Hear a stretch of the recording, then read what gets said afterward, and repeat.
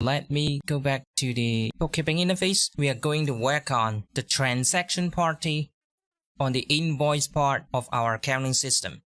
We are going to create two columns to help us extract the vendors and customers from the transaction party column. We are going to create this column, the transaction party extract, or maybe I should call it consumer and vendor extract, but I just make it shorter, so I just call it transaction party extract, and we are going to count the vendors and customers based on the extract column. I label that with the transaction party code. This has to be separate from the withdrawal bank, which is also entered in the transaction party column. I try to minimize the data entry in the bookkeeping interface, but we do more work on the backend to extract based on our minimal information entered. It's pretty complicated, so I'm going to split that into multiple videos instead of doing all these at once. Alright, let's create the transaction party extract column. This one is just for extracting the customer and vendor under the transaction party column. Trans party going to be equal to if the transaction type, which is this one. So if the transaction type is P, or, so we have to add the or keyword in front, comma, or the transaction type equals R, which stands for the sales transaction. If either one of these conditions holds, comma, then Alt Enter. We use the index formula to look for the transaction party column. Let me select all that.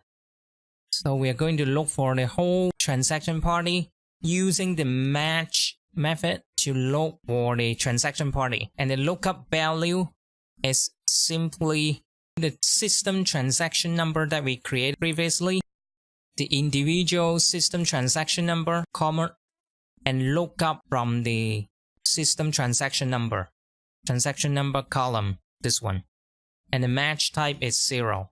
Close the bracket for match, close the bracket for index, Alt Enter, comma. If neither transaction type equals P nor transaction types equals R, comma, Alt Enter, then we return nothing. Alright, so just press Enter, and we have this one. Oops, you know what? Because we haven't entered any transaction party, which is the vendor or customers, so we have to enter some of them here. The first one is a revenue transaction, so I just call it customer 1.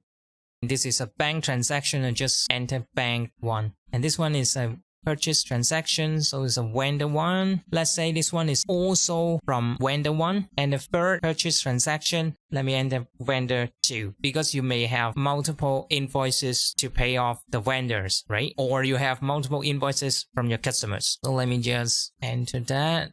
Oops, customer 2 to test our data. Just vendor 3, just bank 1. Alright, go to our backend to see what happened. So we have the transaction party extract, so that we extract all the transaction party, right?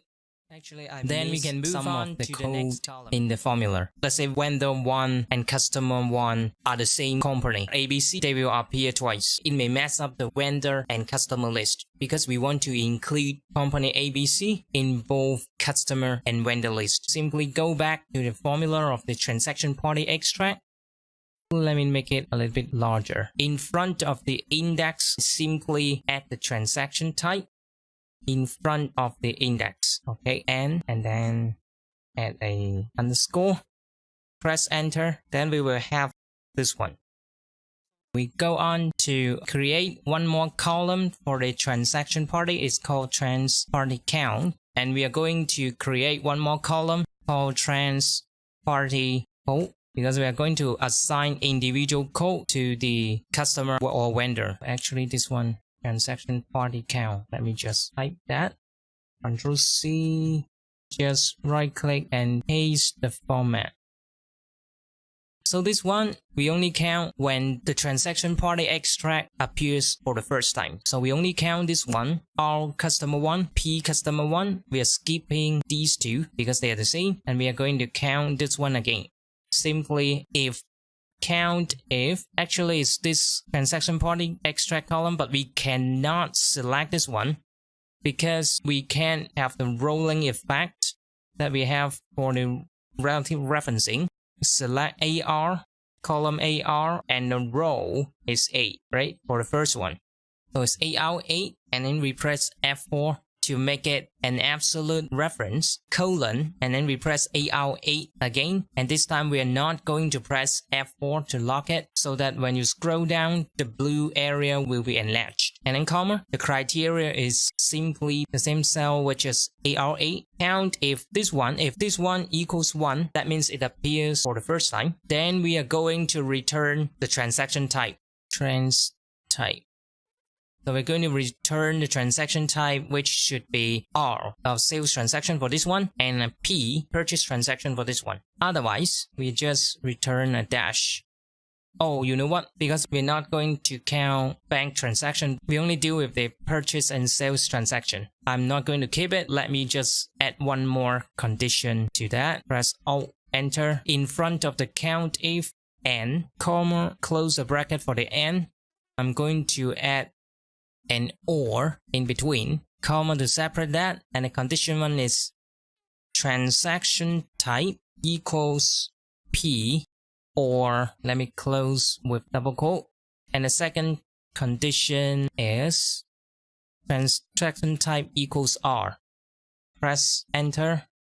Then I will have only R and P. When R customer 1 appears for the first time, I sign it as R, right? I just put a mark there. When a purchase transaction vendor 1 appears for the first time, I mark it as a P. When the purchase transaction vendor 1 appears again, I'm not going to assign a mark here. And then we need the transaction party count to assign the unique code for each customer and vendor. And this one is if the transaction party count is not equal to a dash sign, that means it's either a sales or a purchase transaction, right? Comma, Alt enter, and then I enter the value if true. If it is either a sales or a purchase transaction, I'm going to get the value of transaction P. Oh, excuse me. Let me just Alt enter. I don't like to use the party count. I simply use the transaction type because it's easier to understand. Transaction type, and then I just add an underscore.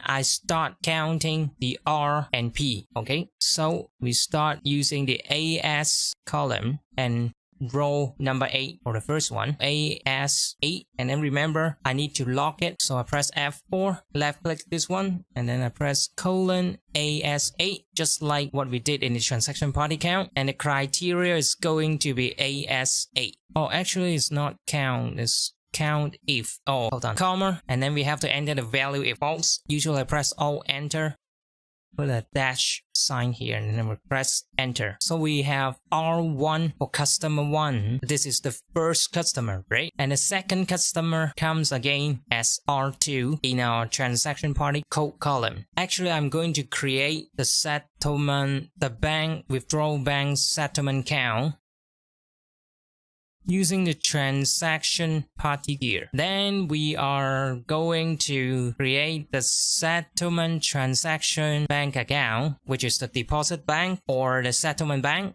in the later videos. So stay tuned. Thank you. Bye bye.